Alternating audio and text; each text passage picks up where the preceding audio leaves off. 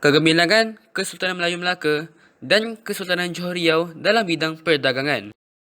Secara kronologi, Kesultanan Melayu Melaka bermula apabila Melaka dibuka oleh para Meswara sekitar tahun 1400. Lokasi Melaka terletak di Sungai Bertam. Terdapat 4 faktor pembukaan Melaka. Pertama, kedudukan Melaka di laluan perdagangan utama timur dengan barat. Kedua, bentuk muka bumi Melaka yang berbukit bukau. Ketiga, lokasi tersebut mempunyai benteng dan pelindung semula jadi, iaitu pokok bakau dan api-api. Keempat, kawasan ini terlindung daripada angin monsun. Namun begitu, kegemilangan Kesultanan Melayu Melaka berakhir dengan kedatangan Portugis pada tahun 1511. Kejatuhan Melaka telah mendorong pembukaan Kesultanan Johor Riau pada abad ke-16 oleh Sultan Alauddin Riyad Shah I. Belum kejatuhan Kesultanan Johor Riau akibat Perjanjian London 1824, sistem pemerintahan Kesultanan Johor Riau mempunyai 2 fasa, iaitu fasa pertama yang diperintah oleh keturunan Sultan Melaka, manakala fasa kedua pula diperintah oleh Sultan berketurunan Johor. Kegemilangan Kesultanan Melayu Melaka dalam bidang perdagangan dapat dilihat dalam 2 aspek, iaitu pertama, Melaka sebagai pusat perdagangan yang unggul dan yang kedua, kecekapan pengurusan perdagangan.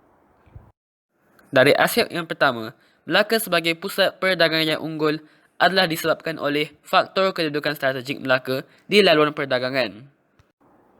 Seterusnya, pelabuhan Melaka menjadi pusat pengumpulan dan pengedaran barangan. Kemudian, pelabuhan Melaka merupakan tempat yang sering dikunjungi pedagang dari dalam dan luar alam Melayu. Dan faktor yang terakhir ialah Melaka menjadi pusat perkapalan. Dari aspek kedua, kecekapan pengurusan perdagangan, Kesultanan Melayu Melaka berpunca daripada 5 faktor utama. Faktor pertama ialah kecekapan pengurusan perdagangan oleh Shah Bandar.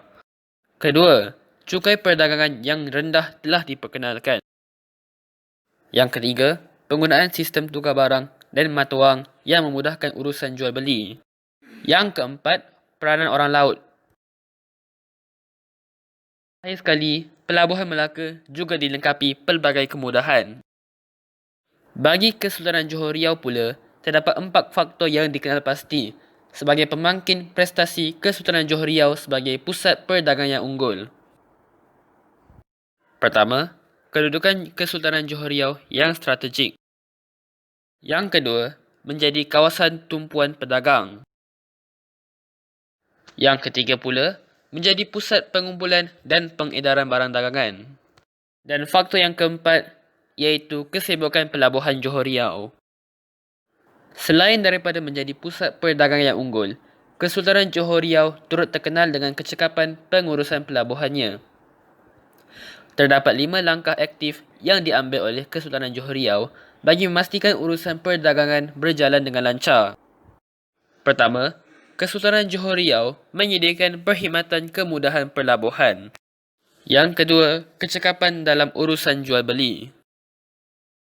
Yang ketiga, sistem naungan telah diperkenalkan. Yang keempat, peranan orang laut yang masih wujud di Kesultanan Johor Riau. Dan akhir sekali, kemudahan membaiki dan membina kapal laut. Terdapat 5 cadangan yang telah disyorkan untuk menjadikan Malaysia sebagai pusat perdagangan antarabangsa. Pertama, menjaga kestabilan politik.